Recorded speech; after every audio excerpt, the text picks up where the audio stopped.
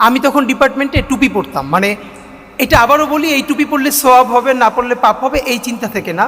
কারণ আমি ভার্সিটির ফার্স্ট ইয়ারে যখন যাই, আমার দ্বিতীয় ক্লাসেই আমার এক ডিপার্টমেন্টের টিচার, উনি ফার্স্ট বেঞ্চ থেকে একদম পিছনের বেঞ্চে আমাকে পাঠিয়ে দিয়েছিলেন। আমি পলিটিক্যাল সায়েন্সের ছিলাম এবং তিনি বলেছিলেন যে এটা মাদ্রাসা না ইউনিভার্সিটি, অনেক বিরাট ক্যাচাল।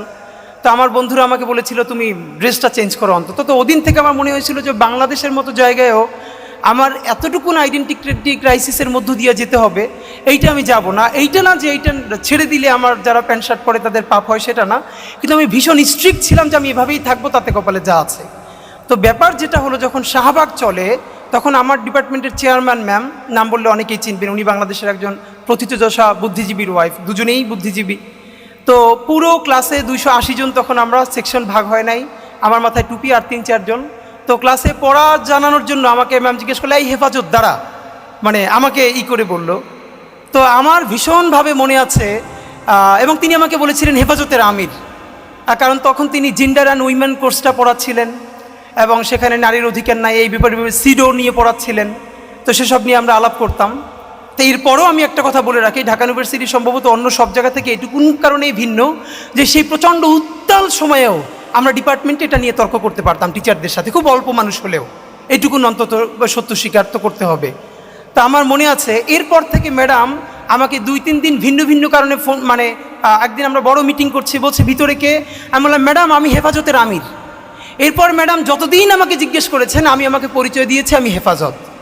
এর মানে আমি ভাবলাম যে তখন তো আমরা এত ম্যাচিউর না, বা এখনও আমরা তো ম্যাচিউর না, কিন্তু ঠিক আমাকে যেটা দিয়ে আমার আইডেন্টিটি নষ্ট করে ফেলতে চায় মানুষ, সেটাকে যদি আমি দৃঢ়ভাবে ধরে রাখার মতো সাহস করি, আল্লাহ সহজ করেন।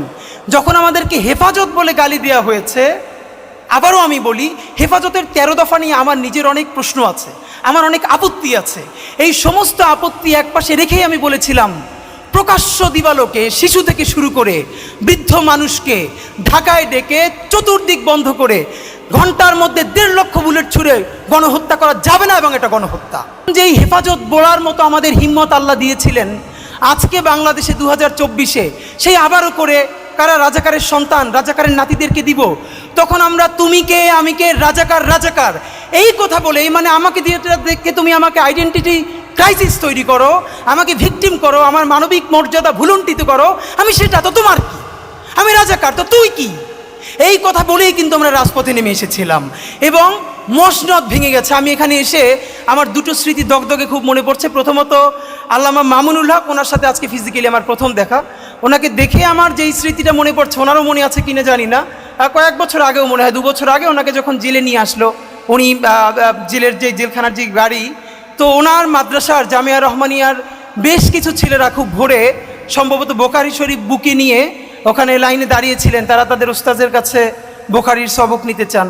তো উনি সেই জেলের গাড়ির মধ্য থেকে বলছেন এই পড়া ছাড়বা না, এইভাবে পড়বা। আমি ভাবি আসলে এই যে মাদ্রাসার শিক্ষা, মাদ্রাসার শিক্ষক ছাত্র জুলুম, এই নিয়ে তো প্রচুর কথা বলি, কিন্তু সত্য কথা এই পরিবেশটা আসলে বোঝা যায়, মানে রুহানিয়াত এমন জিনিস, মানুষ নিজের চেয়ে নিজের উস্তাদকে ভালোবাসতে পারে, এটা মনে হয় সম্ভবত খুব কাছ থেকে না বুঝলে, আসলে না চিনলে মানুষ বুঝবে না। তো শিক্ষক উনি যখন বলছেন যে এরকম পড়তে শুরু করবা, পড়া ছাড়বা না, তখন সেই ছেলেগুলো বুকে বোখারি শরীফ জড়াই ধরে কাঁদতেছে রাস্তার মধ্যে, হ্যাঁ হুজুর এটা শুনবো। তো এই সময়টা আমার খুব মনে পড়ছে। আর আজকে এখানে এসে আপনাদের কাছে শুধু একটা কথা বলতে চাই, বিনীত অনুরোধ। আপনারা দেখেছেন যে আমরা 3টে গণহত্যার কথা সবসময় একসাথে বলি। আমরা বলি জুলাই, পিলখানা ও শাপলা গণহত্যা। আমরা যতবার বলেছি জুলাই নিয়ে কমিশন হয়েছে, অনেক সমালোচনার পরে পিলখানা নিয়েও একটা কমিশন করা হয়েছে। যদিও বলে রাখি সেই পিলখানার প্রকাশ্য প্রতিবেদন আসবে কিনা আমরা জানি না, কিন্তু ঠিক কোন কারণে শাপলা নিয়ে এখন পর্যন্ত একটা গণহত্যা কমিশন করা যায় নাই? তাহলে এই শাপলার রক্ত কি রক্ত বলে মনে হয় না?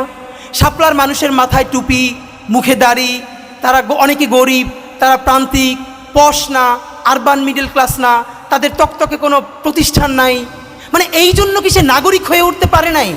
তার রক্তের কি এক ফোঁটা দাম নাই?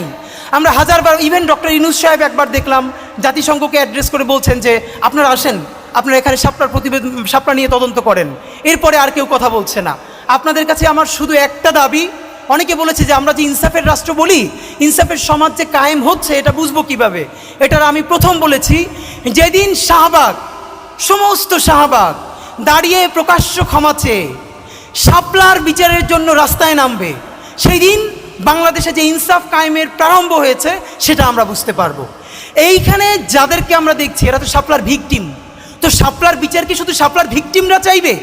শাপলার বিচার কি শুধু যার বাবা শহীদ হয়ে গেছে সে চাইবে? শাপলার ভিকটিম কি শুধু মাদ্রাসার ছেলেগুলোরই চাইবে?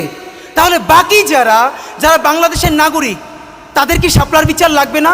আমরা শাপলার বিচার চাই না বলেই তো এই আমাদের হুজুরেরা তারা অনেক সময় অন্য বিচার চায় না, এবং আমরা তখন বলি তারা কেন আমাদের পক্ষে কথা বলে না। এই বিভাজন ভেঙে শাপলা গণহত্যার জন্য কমিশন করতে পারতেই হবে আমাদেরকে।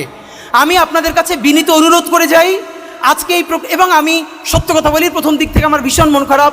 আমি কওমি অঙ্গনের সাথে অনেকের কাছে বলেছি, বিচারও দিয়েছি দাবি নিয়ে, অধিকার নিয়ে, যে প্রায় জুলাই 10 মাস হয়ে গেল এখন পর্যন্ত ইভেন হেফাজত থেকে শাপলা নিয়ে বড় কোনো প্রোগ্রাম নাই কেন? আমরা ছোট পরিসর থেকে, আমরা তো আমাদের মতো করে বলবো, আমরা তো ধর্মীয় দৃষ্টিকোণ থেকে না বলে আমরা একটা ন্যাশনাল ইন্টারেস্টের জায়গা থেকে বলি। হেফাজতকে আমরা ধর্মীয় গোষ্ঠী মনে না করে আমরা তাদেরকে নাগরিক কাউন্ট করে বলবার চেষ্টা করি, কিন্তু তাকে তো অনেক ফোর্স থেকে অনেক জায়গায় বলতে হবে। তো অত্যন্ত ধন্যবাদ যে অন্তত শাপলা স্মৃতি সংসদ অফিসিয়ালি করা হলো, এইটা শুরু হলো। গণহত্যার বিচার শুরু না করা পর্যন্ত শাপলা স্মৃতি সংসদ বন্ধ করা যাবে না, এটা আপনাদের প্রতি আমাদের বিনীত অনুরোধ। নাম্বার 2, এইখানে যত আলেম ওলামা আছেন, এই আলেম ওলামারা তো থাকবেই, কিন্তু শাপলার বিচারের জন্য আমরা বাংলাদেশের ইউনিভার্সিটির ইভেন আমার টি শার্ট পরা বোনদেরকে পর্যন্ত রাস্তায় দেখতে চাই। কারণ শাপলার বিচার যদি না হয় তাহলে পিলখানার বিচারও কিন্তু হবে না, এটা আপনাদেরকে বলি। আর শাপলা গণহত্যা হচ্ছে সেই গণহত্যা যেই গণহত্যার লাশগুলো গুম করার মধ্য দিয়ে খুনি হাসিনা নিশ্চিতভাবে সাহস পেয়েছে মানুষ মেরে লাশ গুম করে দিলে তারপরে রক্ত যদি সব পানি দিয়ে ধুয়ে দেয় তবুও তাকে করবার মতো এই বাংলার জমিনে কেউ নাই। এই সাহসে শাপলা থেকে জুগিয়েছিল আল্লাহর অসীম কৃপা। আপনি ভাবেন 1 যুগ হয় নাই, যে বলেছিল রং মেখে শুয়েছিল।